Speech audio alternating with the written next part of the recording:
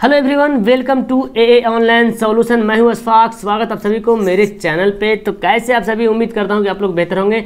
आज हम लोग फिलहाल क्या पढ़ने वाले हैं, अर्थव्यवस्था यानी कि इकोनॉमिक्स पढ़ने वाले हैं और लेसन का नाम है हमारी वित्तीय संस्थाएं। हमारी वित्तीय संस्थाएं। इससे पहले जो भी लेसन है उन सभी का ऑब्जेक्टिव क्वेश्चन, यानी कि हर लेसन में जितना सारा ऑब्जेक्टिव क्वेश्चन बनता है सभी इंपॉर्टेंट क्वेश्चन को मैं वीडियो बना चुका हूँ। आप देख सकते हैं, प्ले लिस्ट में जाइए। प्ले लिस्ट में सभी का अरेंज किया हुआ, इकोनॉमिक्स, हिस्ट्री, फिजिक्स, केमिस्ट्री सभी का अरेंज कर दिया गया है। आप जाइए वहाँ पर देखिए और उस लेसन से यानी कि उस सब्जेक्ट से जो जो लेसन पढ़ाया हुआ है सभी वहाँ पे अपलोड किया हुआ है। ओके, तो आइए स्टार्ट कर लेते हैं बिना देर के हुए। सबसे पहले सवाल हमारा ये है कि शेयर बाजार की नियामक संस्था है। शेयर बाजार की नियामक संस्था कौन सी है? सिडबी या सेबी या आरबीआई या स्टॉक एक्सचेंज? तो आप लोग को भी अगर इसका आंसर पता होगा तो नीचे कमेंट बॉक्स है, कमेंट बॉक्स में कमेंट जरूर करना कि इसका आंसर क्या हो सकता है। तो शेयर बाजार की नियामक जो संस्था है उसको बोलते हैं स्टॉक एक्सचेंज। क्या बोलते हैं? स्टॉक एक्सचेंज बोलते हैं। यानी कि आंसर हमारा क्या होगा? डी यहाँ पे राइट आंसर होगा जी। नेक्स्ट सेकंड सवाल देखिए, भारत की वित्तीय राजधानी किस शहर को कहा गया है? बहुत इंपॉर्टेंट सवाल है कि भारत की वित्तीय राजधानी किस संस्था को कहा गया है। जल्दी से आप लोग इसका आंसर अगर पता है तो जल्दी से फटाफट दीजिए और मुझे कमेंट बॉक्स में जरूर आंसर दीजिए। ठीक, मुंबई, दिल्ली, पटना, बेंगलुरु। तो भारत की कौन सा शहर है जिसको वित्तीय राजधानी कहा गया? तो आंसर हमारा क्या होगा? आंसर हमारा ए होगा मुंबई। क्या होगा? मुंबई को वित्तीय राजधानी कहा जाता है। नेक्स्ट है, भारत का केंद्रीय बैंक का क्या नाम है? भारत का केंद्रीय बैंक यानी कि सेंट्रल बैंक का क्या नाम है, ये पूछ रहा। रिजर्व बैंक ऑफ इंडिया यानी कि RBI, state bank of India यानी कि एसबीआई, क्षेत्रीय ग्रामीण बैंक या पंजाब नेशनल बैंक यानी कि पीएनबी। तो कौन सा बैंक इनमें से है जिसको केंद्रीय बैंक कहा जाता है? तो 3 नंबर सवाल का जो आंसर होगा, ऑप्शन हमारा क्या होगा? बिल्कुल ए हमारा राइट आंसर होगा कि रिजर्व बैंक ऑफ इंडिया यानी कि आरबीआई को बोला जाता है केंद्रीय बैंक। इसको बैंकों का बैंक भी बोला जाता है। क्या बोला जाता है? बैंकों का बैंक। ये जितना ब्रांच देख लेना, एसबीआई हो या पंजाब नेशनल बैंक हो, सभी बैंक इस आरबीआई में जा करके अपना खाता खुलाते हैं और इसी से भी इनका यानी कि आरबीआई जो है सभी बैंक को कंट्रोल करता है। ठीक है, आरबीआई सभी बैंक को कंट्रोल करता है। एक आम आदमी जो है क्या कर सकता है? एसबीआई में खाता खोला जा सकता है, पंजाब नेशनल बैंक में खाता खोल सकता है जाके, क्षेत्रीय बैंक में खाता खुलवा जा सकता है जाकर के, इलाहाबाद बैंक में खाता खुलवा सकता है, लेकिन कोई आम आदमी रिजर्व बैंक में खाता नहीं खुलवा सकता है। ठीक है, ये इस बैंक में सिर्फ बैंक वाला ही खाता खोल सकता है, यानी कि स्टेट बैंक उसमें खाता खोला सकता है, पंजाब नेशनल बैंक खाता उसमें खुलवा सकता है, ऐसा सिस्टम है। ठीक है, तो ये जो आरबीआई होता है ये बैंकों का बैंक होता है। ओके, तो इसे याद रखना सवाल नंबर ए। और बहुत इंपॉर्टेंट सवाल है और ईजी भी सवाल है, इंपॉर्टेंट भी सवाल है और एग्जाम में भी बहुत बार आया है ये सवाल। ठीक है, नेक्स्ट देखिए, व्यावसायिक बैंकों का सर्वप्रथम राष्ट्रीयकरण कब हुआ? व्यावसायिक बैंकों का सबसे पहले राष्ट्रीयकरण कब हुआ? 1966 में, 80 में, 69 में, 75 में। तो व्यावसायिक बैंकों का सबसे पहले जो राष्ट्रीयकरण हुआ वो होता है 1969 में। 1969 में आंसर क्या होगा? हमारा सी राइट होगा। व्यावसायिक बैंकों का सबसे पहले राष्ट्रीयकरण कब हुआ? 1969 में। नेक्स्ट है, व्यावसायिक बैंक कितने प्रकार की जमा राशि स्वीकार करते हैं? व्यावसायिक बैंक जो होता है वो कितने प्रकार की जमा राशि स्वीकार करते हैं, ये बोल रहा। ठीक है, व्यावसायिक बैंक कितने प्रकार की जमा राशि स्वीकार करते हैं? अस्थायी जमा राशि, आवर्ती जमा राशि, कितने प्रकार के है ना। ठीक है, संचय जमा या इनमें से सभी। तो 5 का क्या आंसर होगा? व्यावसायिक बैंक जो है सभी प्रकार के जमा राशि स्वीकार करते हैं, यानी कि अस्थायी जमा राशि को भी स्वीकार करते हैं, आवर्ती जमा को भी स्वीकार करते हैं और संचयी जमा को भी स्वीकार करते हैं। तो आंसर हमारा क्या होगा? डी आंसर हमारा राइट आंसर हो जाएगा जी। ठीक है, नेक्स्ट 6 नंबर सवाल देखिए, ग्रामीण बैंक की स्थापना किस वर्ष की गई? ग्रामीण बैंक की स्थापना किस वर्ष की गई है?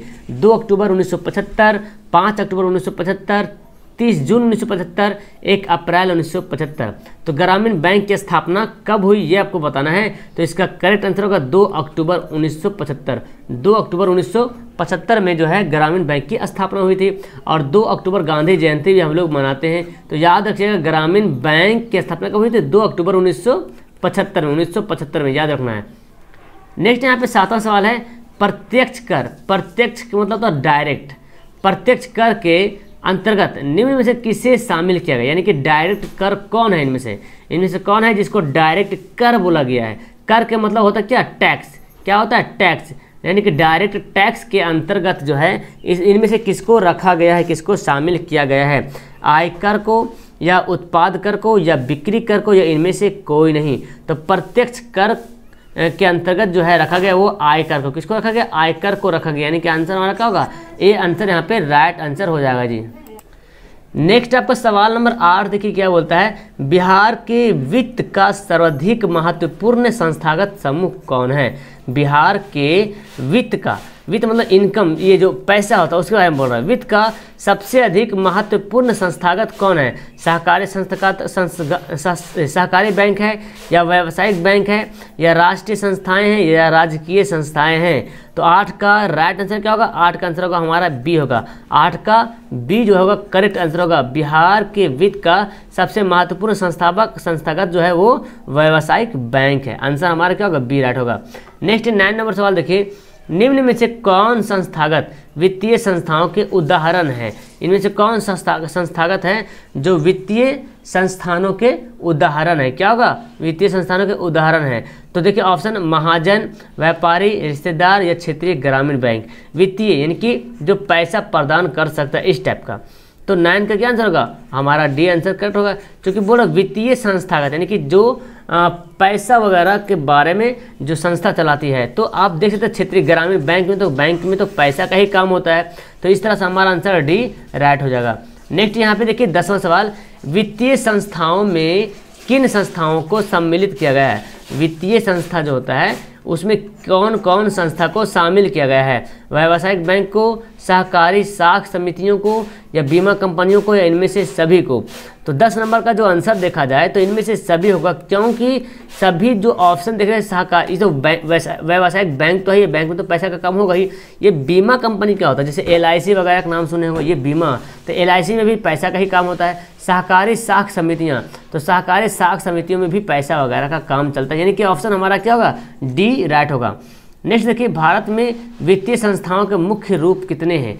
भारत के वित्तीय संस्थाओं के मुख्य कितने रूप हैं, 2, 4, 3, 11। तो 11 का जो आंसर होगा ऑप्शन हमारा क्या होगा, ए राइट होगा। भारत में वित्त संस्थाओं के मुख्य जो है 2 रूप है। कितने रूप है, 2 रूप है। आंसर हमारा क्या होगा, ए राइट आंसर हो जाएगा जी। नेक्स्ट सवाल ये देखिए, किसी गांव में कम से कम कितने व्यक्ति मिलकर एक प्राथमिक साख समिति का निर्माण कर सकते हैं। यानी कि प्राथमिक साख समिति का निर्माण करना है तो आपको वहाँ पे कितने व्यक्ति होना पड़ेगा, क्योंकि बहुत सारा ऐसा गांव है जहाँ बहुत कम लोग रहते हैं, जहाँ कहीं ज़्यादा लोग रहते हैं। तो वह किसी गांव में कम से कम कितना व्यक्ति होना चाहिए जो एक प्राथमिक साख समिति का निर्माण कर सकते हैं। तो कम से कम अगर 20 व्यक्ति भी एक गांव में है तो वहाँ एक प्राथमिक साख समिति का निर्माण कर सकते हैं। तो बहुत कम ही ऐसा गांव मिलेगा जहाँ 20 व्यक्ति रहते हैं। चलिए आप लोग बताइए कि आपके गांव में कितने लोग हैं, मुझे कमेंट जरूर करना कि आपके गांव में कुल कितने लोग हैं। अनुमान लगाना 4000, 5000, 200 या तो एक तो नहीं होगा, है ना, 100 के पार ही होगा, 1000 के आसपास होगा। तो जरूर कमेंट करना, ठीक है। इंटरेस्टेड सवाल था। नेक्स्ट 13 नंबर सवाल ये देखो, सहकारी नियोजन समिति का गठन किसके नेतृत्व में किया गया था। सहकारी नियोजन समिति, ये आपका एक कमेटी का नाम है। सहकारी नियोजन समिति का गठन जो किया गया था वो किसके नेतृत्व में किया गया था। R.G. सरैया, मैक्लाइगन, होरेस या चेम्सफोर्ड। ओके, तो 13 का जो आंसर होगा ऑप्शन हमारा क्या होगा, ए होगा राइट। R.G. सरैया, क्या होगा, R.G. सरैया, यानी कि आंसर हमारा ए राइट होगा। R.G. सरैया जो है सहकारी नियोजन समिति का, R.G. सरैया के ही इसके नेतृत्व में जो है सहकारी नियोजन समिति का गठन किया गया था। नेक्स्ट आपका सवाल देखिए 14 नंबर सवाल क्या बोलता है, सहकारिता प्रांतीय सरकारों का हस्तांतरित विषय कब बनी। सहकारिता प्रांतीय सरकारों का हस्तांतरित विषय कब बनी, 1929 में, 1919 में, 1918 में, 1914 में। तो चलिए इसका आंसर अगर आप लोग को पता है तो जल्दी से कमेंट कीजिए। 14 का फिलहाल यहाँ पे जो राइट आंसर होगा ऑप्शन हमारा 1919 में, क्या होगा, 1919 में सहकारिता प्रांतीय सरकारों का हस्तांतरित हुआ था। नेक्स्ट है स्वयं सहायता समूह में सदस्यों की संख्या सामान्यतः होती है। स्वयं सहायता समूह में सदस्यों की संख्या समानता कितनी होती है ये बोला जा रहा है। यानी कि 10 100 से 200 या 1000 या 15 से 20 या अनगिनत। तो 15 नंबर सवाल का यहाँ पे आंसर होगा ऑप्शन नंबर का सी राइट होगा। 15 से 20 लोग जो है स्वयं सहायता समूह सदस्य का निर्माण कर सकता है, स्वयं सहायता समूह। तो इसमें मतलब जो संख्या देखा जाए सामान्यतः आमतौर पर जो 15 से 20 लोग रहते हैं। तो आंसर क्या होगा हमारा सी राइट आंसर होगा। चलिए 16 नंबर सवाल ये देखिए, इनमें से कौन एशिया का सबसे पुराना शेयर बाजार है? यानी कि एशिया का सबसे पुराना शेयर बाजार कौन है? मुंबई, कानपुर, पटना, दिल्ली। तो आपको तो आंसर पता चले क्योंकि शेयर बाजार जो है मुंबई में है, तो आंसर हमारा क्या होगा? ए राइट होगा। एशिया का सबसे पुराना अगर शेयर बाजार है तो वो कहाँ है? मुंबई में है। आंसर हमारा ए राइट होगा। नेक्स्ट 7वां सवाल देखिए, बैंक का कार्य कौन सा नहीं है? इनमें से कौन है जो बैंक का काम नहीं है? लॉकर सुविधा, क्रेडिट कार्ड, नगद खाद, स्वयं सहायता समूह बनाना। तो 17 नंबर सवाल का आंसर क्या होगा? स्वयं सहायता समूह बनाना। ये कोई बैंक का ये काम नहीं कि स्वयं सहायता समूह एक अपने, यानी कि जैसे अभी तुरंत पढ़े तो स्वयं सहायता समूह में 15 से 20 लोग रहते हैं। तो बैंक का ये काम नहीं है जो स्वयं सहायता समूह बनाए। वो क्या करता है? लॉकर सुविधा देता है, क्रेडिट कार्ड देता है, नगद साख देता है। यानी कि आंसर हमारा क्या होगा? डी राइट होगा। नेक्स्ट है, निम्न में से कौन व्यावसायिक बैंकों के कार्य नहीं है? निम्न में से कौन इनमें से और है जो व्यावसायिक बैंकों के काम नहीं, ये वो आपको बताना है। जमा राशि को स्वीकार करना, ऋण देना, मौद्रिक नीति तय करना, एजेंसी संबंधित कार्य। यानी कि देखिए जमा राशि को स्वीकार तो करता ही है, ऋण भी देता है बैंक, एजेंसी संबंधी कार्य भी करता है, लेकिन मौद्रिक नीति तय नहीं करता। मौद्रिक नीति मतलब पैसा के बारे में कोई नीति बनाना, ये बैंक का काम नहीं है कि आज 500 का नोट बंद हो जाएगा या 1000 का नोट बंद हो जाएगा। ये मतलब बैंक का काम नहीं है कि पैसा के बारे में कोई नीति बनाया जा रहा है। तो ये तीनों जो आपका बैंक का काम ही है, ठीक है। तो आंसर हमारा क्या होगा? सी आंसर हमारा राइट हो जाएगा। नेक्स्ट 19वां सवाल देखिए, दीर्घकालीन ऋण प्रदान करने वाली संस्था कौन सी है? दीर्घकालीन ऋण प्रदान करने वाली संस्था कौन है? कृषक पहचान महाजन, भूमि विकास बैंक, प्राथमिक कृषि खास साख समिति, इनमें से कोई नहीं। तो 19 का जो आंसर क्या होगा? 19 का आंसर हमारा बी राइट होगा, भूमि विकास बैंक। क्या होगा? भूमि विकास बैंक, जिसको जो दीर्घकालीन ऋण प्रदान करने वाली संस्था है। दीर्घकालीन मतलब लंबे समय के लिए ऋण देने के लिए एक संस्था है जिसको बोलते हैं भूमि विकास बैंक। क्या बोलते हैं? भूमि विकास बैंक। तो नेक्स्ट आपका सवाल यहाँ पे देखिए क्या बोलता है। नेक्स्ट सवाल है, एक मिनट, हाँ, नेक्स्ट 20वां सवाल देखिए क्या है कि भारत में कितने राष्ट्रीय बैंक है? भारत में राष्ट्रीय बैंक कितने हैं? 14, 19, 21, 27।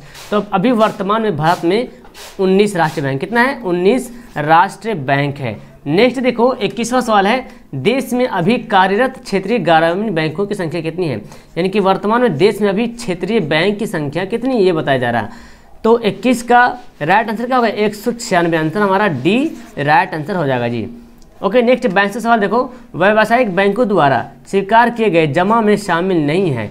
व्यावसायिक बैंकों द्वारा स्वीकार किए गए जमा में शामिल नहीं, इनमें से कौन है जो जमा में शामिल नहीं है? अस्थायी जमा, चालू जमा, आवर्ती जमा, वस्तु जमा। तो 22 का जो आंसर होगा ऑप्शन हमारा डी राइट होगा, वस्तु। चूंकि देखिए बैंक में वस्तु जमा नहीं करते हैं, कोई चीज़ जमा तो नहीं करते हैं, पैसा देते हैं। वो जैसे कि अलग अलग होता है ना, सेविंग अकाउंट अलग अलग। तो इस तरह अस्थायी जमा हो गया, चालू जमा यानी कि करंट अकाउंट होता है, आवर्ती जमा, तो ये सब चलता है, लेकिन वस्तु जमा कुछ नहीं होता है बैंक में। नेक्स्ट है, नाबार्ड की स्थापना किस वर्ष की गई?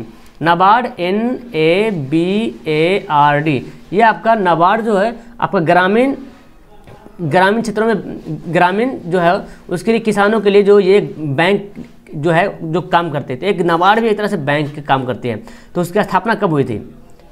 तो 23 का जो आंसर होगा 1982 में। क्या होगा? 1982 में नाबार्ड की स्थापना हुई थी, 1982 में। आंसर क्या होगा हमारा? बी राइट आंसर होगा। ओके, नेक्स्ट है, भारतीय रिजर्व बैंक की स्थापना किस वर्ष की हुई? भारतीय यानी कि RBI, बहुत इंपॉर्टेंट सवाल है, बहुत बड़ा था ये सवाल। भारतीय रिजर्व बैंक की स्थापना किस वर्ष हुई? तो 24 का आंसर होगा 1935 में। 1 अप्रैल, याद रखना, 1 अप्रैल 1935 में भारतीय रिजर्व बैंक की स्थापना हुई थी। आंसर क्या होगा हमारा? बी राइट आंसर हो जाएगा जी। नेक्स्ट 25वां सवाल ये है कि राज्य में कार्यरत केंद्रीय सहकारी बैंकों की संख्या कितनी है? राज्य में कार्यरत यानी कि बिहार राज्य में कार्यरत केंद्रीय सहकारी बैंकों की संख्या कितनी है? 50, 75, 35, 25। तो 25 का आंसर जो हमारा होगा 25 आंसर डी राइट होगा। क्या होगा 25। राज्य में कार्यरत केंद्रीय सहकारी बैंकों की संख्या कितनी है 25 है। नेक्स्ट सवाल है भारत में सूक्ष्म वित्त की शुरुआत किस दशक में हुई थी। भारत में सूक्ष्म वित्त की शुरुआत किस दशक में हुई थी 1970, 1980, 1990, 2000 में। तो 26 का राइट आंसर क्या होगा 1990 में। 1990 में भारत में सूक्ष्म वित्त की शुरुआत किस दशक में हुई थी 1990 में। 26 का आंसर हमारा सी राइट होगा। नेक्स्ट 27 नंबर सवाल देखिए, सहकारिता के विकास पर किस पंचवर्षीय योजना में बल दिया गया, यानी कि किस पंचवर्षीय योजना में सहकारिता के विकास के बारे में इस पर जोर दिया गया है। प्रथम, द्वितीय, तृतीय, चतुर्थ। तो 27 का आंसर होगा ऑप्शन हमारा ए राइट होगा। प्रथम पंचवर्षीय योजना 1951 में हुई थी। पंचम पंचवर्षीय योजना 1951 से 1956। तो यही इसी टाइम जो है प्रथम पंचवर्षीय योजना के टाइम में ही इसको सहकारिता विकास पर जो है जोर दिया गया है। ठीक है। नेक्स्ट 28 सवाल देखिए, बैंक लिंकेज कार्यक्रम की शुरुआत किस वर्ष की गई। बैंक लिंकेज कार्यक्रम की शुरुआत किस वर्ष की गई 1990 में, 1992 में, 1994, 1995 में। बैंक लिंकेज कार्यक्रम की शुरुआत किस वर्ष की गई। तो 28 का आंसर होगा 1992 में। क्या होगा 1992 में बैंक लिंकेज कार्यक्रम की स्थापना हुई थी। आंसर हमारा बी राइट होगा। नेक्स्ट है प्राथमिक कृषि साख समिति कृषकों को ऋण प्रदान करती है। प्राथमिक कृषि साख समिति जो होता है, प्राथमिक कृषि साख समिति कृषकों को ऋण प्रदान करता है। कृषक मतलब किसान को। तो आप अल्पकालीन के लिए या दीर्घकालीन के लिए या मध्यकालीन के लिए या इनमें से कोई नहीं। तो याद रखना प्राथमिक कृषि साख समिति एक कमेटी का नाम है। प्राथमिक कृषि साख समिति जो किसानों के लिए होता है। तो किसानों को जो ऋण प्रदान करता है वो कितने दिन के लिए, यानी कि कम दिन के लिए करता है या अधिक दिनों के लिए करता है या कुछ दिनों के लिए करता है। तो 29 का जो राइट आंसर होगा अल्पकालीन के लिए। क्या होता है अल्पकालीन, यानी कि बहुत कम ही समय के लिए उसको जो है ऋण देता है। नेक्स्ट यहाँ पे तीसरा सवाल है, सूक्ष्म वित्त योजना, सूक्ष्म वित्त योजना साख या ऋण की सुविधा किन्हें उपलब्ध करता है। सूक्ष्म वित्त योजना साख या ऋण की सुविधा किन्हें उपलब्ध करता है। मध्य वर्ग को या व्यावसायिक वर्ग को या गरीब वर्ग को या कृषक वर्ग को। तो 30 का क्या आंसर होगा गरीब वर्ग को। आंसर हमारा क्या होगा सी राइट होगा। सूक्ष्म वित्त योजना ये एक योजना का नाम है। सूक्ष्म वित्त योजना साख या ऋण की सुविधा, साख या ऋण इसी बोलते हैं, तो किसको उपलब्ध कराता है गरीब वर्ग को। नेक्स्ट 31 नंबर सवाल देखिए, एक मिनट यहाँ पे, हाँ देखिए 31 नंबर सवाल आपको दिख रहा है, नीचे ऑप्शन दिख रहा है। बिहार में क्षेत्रीय बैंक की स्थापना किस वर्ष की गई। बिहार में क्षेत्रीय बैंक की स्थापना किस वर्ष की गई है 1970 में, 72 में, 75 में, 1980 में। तो 31 नंबर सवाल का आंसर क्या होगा सी राइट होगा। 1975 में क्षेत्रीय बैंक की स्थापना की गई है। 1975 यहाँ पे राइट होगा। बिहार में क्षेत्रीय बैंक की स्थापना 1975 में की गई है। 32 नंबर सवाल देखिए, बिहार में संस्थागत वित्तीय संस्थाएं कितने प्रकार के हैं। बिहार में संस्थागत वित्तीय संस्थाएं जो होते हैं वो कितने प्रकार के हैं 1, 2, 3, 4। तो 32 का क्या आंसर होगा 4 प्रकार के। बिहार में संस्थागत वित्तीय संस्थाएं वो है 4। ठीक है, तो आंसर हमारा डी राइट होगा। नेक्स्ट सवाल है 33 नंबर सवाल है, भारतीय पूंजी बाजार निम्न में से किस प्रकार का वित्त उपलब्ध कराता है। भारतीय पूंजी बाजार जो है निम्न में से किस प्रकार का वित्त उपलब्ध कराता है। दीर्घकालीन, अल्पकालीन या मध्यकालीन या इनमें से कोई नहीं। तो भारतीय पूंजी बाजार ये भी आपका एक बाजार है जो ऋण देता है ना। बाजार है कि जो क्या होता है ऋण देता है, समझ लो ये है। तो वित्त उपलब्ध कराता है, लेकिन कितने दिन के लिए, कैसे, किस हिसाब से करता है। तो 33 का आंसर क्या होगा दीर्घकालीन के लिए, यानी कि लंबे समय के लिए ये ऋण देता है। भारतीय पूंजी बाजार आप लंबे समय के लिए वहाँ से ऋण या वित्त जो है उपलब्ध कर सकते हैं। चलिए नेक्स्ट 34 नंबर सवाल ये है, क्षेत्रीय ग्रामीण बैंक की स्थापना मुख्यतः किनके लिए की गई थी। क्षेत्रीय ग्रामीण बैंक की स्थापना जो है मेन रूप से किसके लिए की गई थी। अभी तो क्षेत्रीय ग्रामीण बैंक में सभी लोग खाता खुला लेते हैं, लेकिन शुरू में जो स्थापना की गई थी वो किसके लिए, छोटे एवं सीमांत किसान के लिए या व्यवसायी वर्ग के लिए या स्वयं सहायता समूह के लिए या सहकारिता के लिए। तो 34 का आंसर क्या होगा ए हमारा राइट होगा। छोटे एवं सीमांत किसान के लिए, छोटे एवं सीमांत किसान के लिए ऑप्शन हमारा ए जो होगा वो राइट आंसर होगा। तो यहाँ पर आपको देख रहे 34 सवाल क्लियर हो गया, यानी कि 30 प्लस इंपॉर्टेंट क्वेश्चन था जो क्लियर हो गया। और इस सवाल, इस लेसन से जो भी सवाल अगर आएगा तो इसमें से बहुत सवाल मैच करने वाले हैं। और देखिए सवाल आपका जो आएगा वो आप ही की किताब से आएगा, ना कि किसी और बुक से आ जाएगा, ठीक है। आप ही की किताब से आने वाला सवाल है, तो काफ़ी इंपॉर्टेंट सवाल है, सभी को फिर से रिवीजन कर लीजिए। और इसका मैं PDF आपको सेंड कर दूंगा। PDF लेने के लिए आप जो है टेलीग्राम एप्लीकेशन डाउनलोड कर लो और वहाँ पे सर्च कीजिए AA ऑनलाइन सॉल्यूशन 2021 या तो फिर AA ऑनलाइन सॉल्यूशन PDF। ये 2 ग्रुप है। इस ग्रुप में क्या है ना, आप चैटिंग वगैरह कर सकते हो। ये PDF आपका PDF यहाँ पे मिल जाएगा, ठीक है। दोनों ग्रुप में ज्वाइन हो जाओ। आपको वहाँ पे मैं PDF भेज दूंगा, वहाँ पे भी आप PDF से भी प्रैक्टिस कर सकते हो। चलो ठीक है, तो फिलहाल आपको वीडियो कैसी लगी, तो अच्छी लगी तो लाइक वाइक जरूर कर देना। और पहली बार आए तो सब्सक्राइब करके बेल आइकन जरूर दबाना, ठीक है। तो चलिए फिलहाल वीडियो को यहीं पे एंड करते हैं। मिलता हूँ मैं आपको नेक्स्ट वीडियो में। That's all, thank you everyone.